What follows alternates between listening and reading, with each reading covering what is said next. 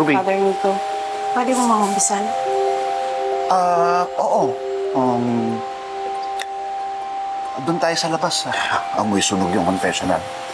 Tayo.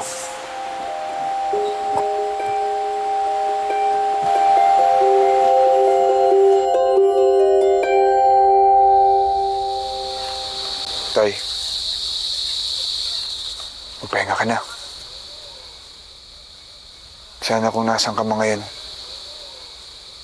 mahanap mo na yung kapayapaan na hindi mo nahanap habang nabubuhay ka pa.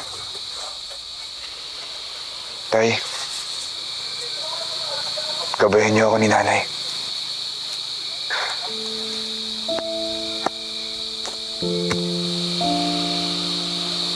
Alam mo, Toy, napakabuting tao ng tatay mo. Alam ko.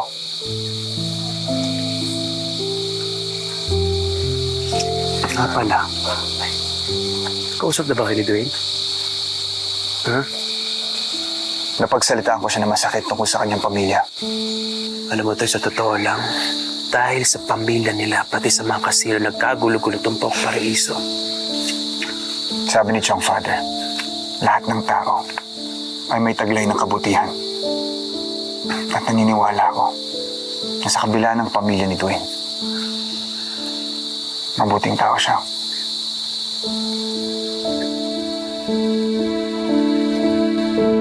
Sa ngalan ng Ama, ng Anak, at ng Espiritu Santo. Amen. Bless me, Father, for I have sinned. Mula nang huli kong kumpisal, sinubukan ko maging mabuting tao.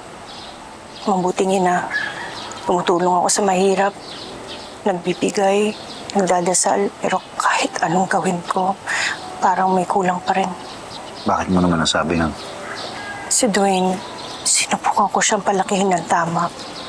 Gusto ko siyang maging mabuting tao. Pero ngayon, lumalaking makasalanan ng anak ko. bakit mo naman sinasabi ng makasalanan siya? Anong kasalanan ni Dwayne? Nagiging malupit, marahas. Kahit anong pilit ko, ayaw niya makinig. Naliligaw siya ng landas.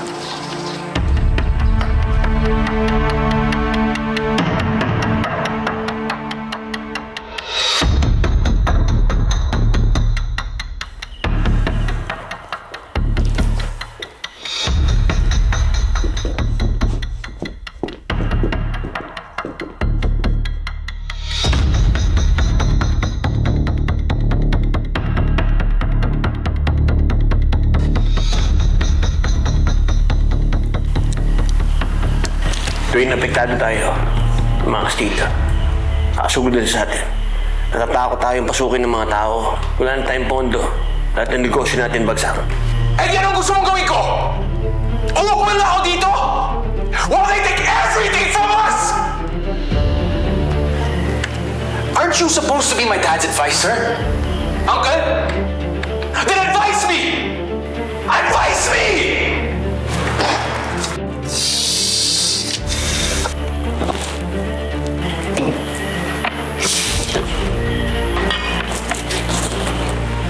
Sorry.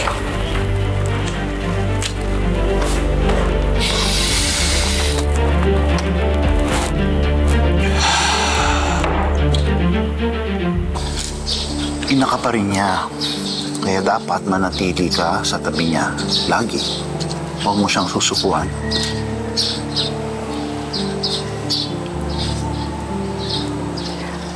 Gagawin ko ang lahat para mailigtas siya sa kasalanan.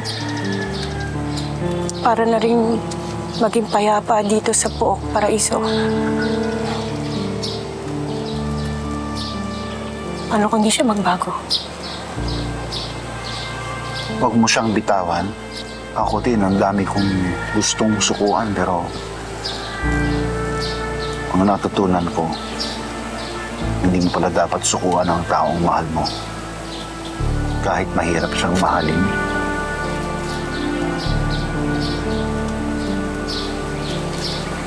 Wala kang kasalanan.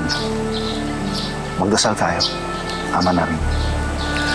Ama namin, pasalangit ka sa bahay ng ngalan mo. Mapasa amin ang kaharian mo, sundin mo dito sa iyo para sa Ang mga Astilio, boss, nahirapan din sila. Tayo, boss, nahirapan din tayo. Pero kung sino unang bumigay, siya matatalo.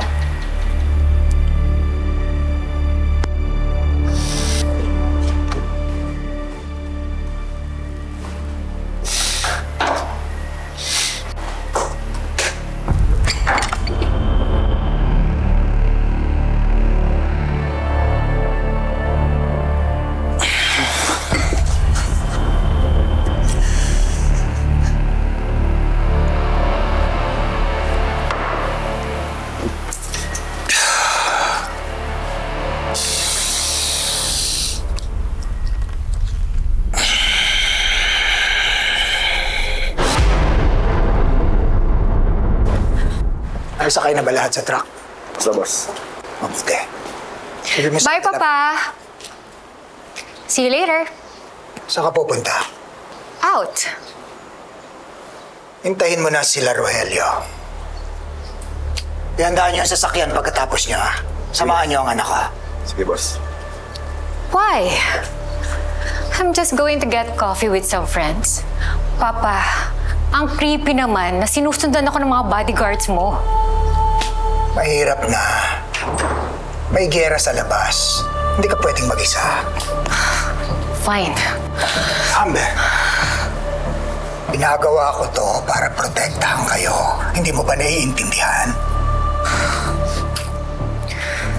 Papa, kailan ba titigil tong gera? Everyone is paranoid. Scared.